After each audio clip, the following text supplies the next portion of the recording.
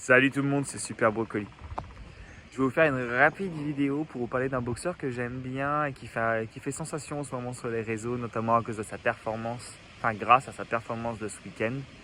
Un boxeur anglais dont je suis sûr qu'on va en entendre parler longtemps, Moses Ithoma. Alors Moses Ithoma, on va faire son petit historique très rapide. Il a une maman slovaque, il est né en Slovaquie, il a une maman slovakienne, un père nigérian, sa langue natale c'est le slovaquien. Le slovaque, c'est le slovaque. Il déménage en 2008 en Angleterre et il commence la boxe à l'âge de 9 ans. Il est très vite très bon, il a une belle carrière jeune amateur. Il a plusieurs fois un titre de champion national, il a plusieurs fois des titres internationaux et notamment un titre de champion du monde jeune amateur. Ce qui est pas dégueulasse. Ce qui est vraiment pas dégueulasse. À l'âge de 15 ans, et du coup il est à l'école. Faut l'imaginer, 1m89, 110 kg, petite chemise blanche, petite cravate. Il finit son cours de maths et puis il va à la salle de boxe. Et il va taper les gants contre Joe Joyce. Voilà, à 15 ans, il est déjà en sparring contre Joe Joyce et un Joe Joyce de 2020-2021. Un Joe Joyce juggernaut qui s'arrête pas, qui mange des coups de poing au petit-déj, qui a un menton incassable, qui fracasse tout le monde à bord de bras. Bref, un beau et gros Joe Joyce. Voilà, et à l'âge de 15 ans, lui, il va se le taper. Normal. Moi, à 15 ans, je me faisais casser la gueule en sortie de collège. On n'a pas eu la même enfance. Je suis un peu déçu. Bon, j'arrête les conneries. À 18 ans, il passe pro. Et il a clairement l'intention de marquer la catégorie. Dès le départ, il affiche l'ambition de battre le record de Mike Tyson, d'être le plus jeune champion du monde poids lourd. Bon, il ne l'a pas fait. Il ne le fera pas. Mais il a toujours la capacité d'être dans le top 3, top 4 des plus jeunes champions du monde poids lourd. S'il continue comme ça, il peut avoir son title shot relativement vite. On rappelle, hein, pour ceux qui aiment l'histoire, que actuellement le top 3 des plus jeunes champions du monde, on parle de Mike Tyson, de Sonny Liston et de Mohamed Ali. Voilà, on n'est pas sur les pecnos du coin. Et on parle de quelqu'un qui en a actuellement les capacités, je pense. Alors, qu'est-ce qui fait qu'il est si bon et qu'on en parle comme ça? Déjà, il est jeune. Il a 20 ans. On sait qu'une carrière chez les lourds, ça peut durer longtemps. Ça peut durer plus longtemps que chez les autres catégories. Il n'est pas rare de voir des boxeurs tout à fait compétitifs et dangereux à 40 ans passés. Voilà, est-ce qu'il y a vraiment besoin que je parle de Dylan White, de Chisora, de Chisora ou même de Foreman. Foreman qui devient champion du monde à 40 ans passés, enfin qui redevient champion du monde à 40 ans passés. Ce qui offre l'opportunité à Ithoma de voir une très longue carrière chez les pros.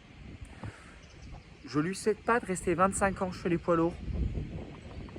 Question santé mentale, manger des coups de poing, genre de choses, voilà. Ça fait pas du bien, c'est pas un sport qui fait du bien au corps à pratiquer longtemps. Mais il y a moyen de le voir une sacrée paire d'années. Il est très rapide. Il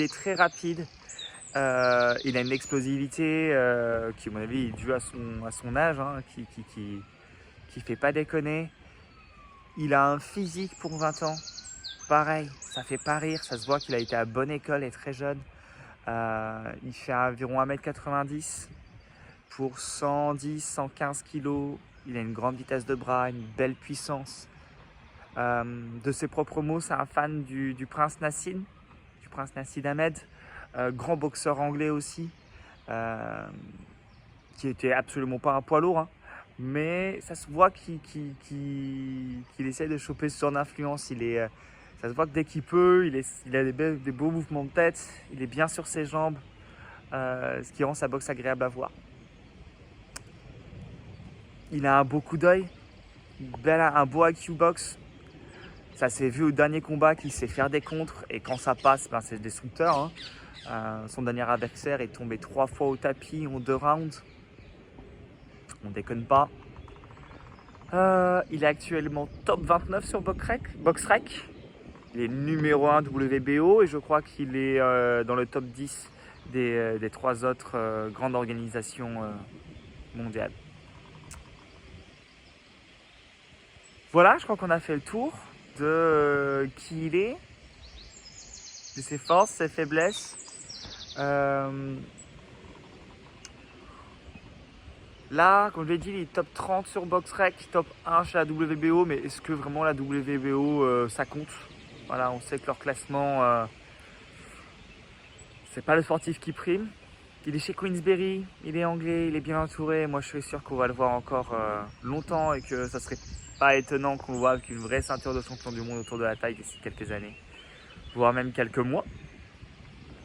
Bon, évidemment, si elle reste autour de Usyk, je lui laisse peu de chance.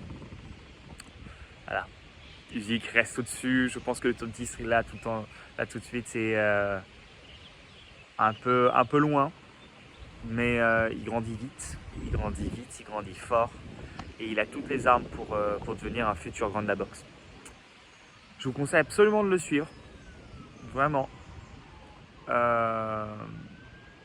voilà, je n'ai pas beaucoup plus à dire sur lui. Au départ, j'étais là en train de dire que j'aimerais bien le voir contre Yoka. Après la performance de ce week-end, je ne veux pas le voir contre Yoka, mais j'aimerais bien le voir contre un Morad Aliyev. Voilà, si Morad Aliyev réussit à avoir son titre de UBU en juin, je vois bien Moses essayer de récupérer sa ceinture UBU et je serais curieux de ce combat. Je pense que le profil Aliyev peut l'intéresser, mais peut aussi lui poser problème. Et j'adorerais voir Aliyev réussir à battre Moses Dom. Pour la boxe en France, ce serait... Ah, et ben ce serait le train qui passe. On dit bonjour le train. Hey. Pour la boxe en France, ce serait une magnifique lumière et je pense qu'Aliyev a les capacités de le battre.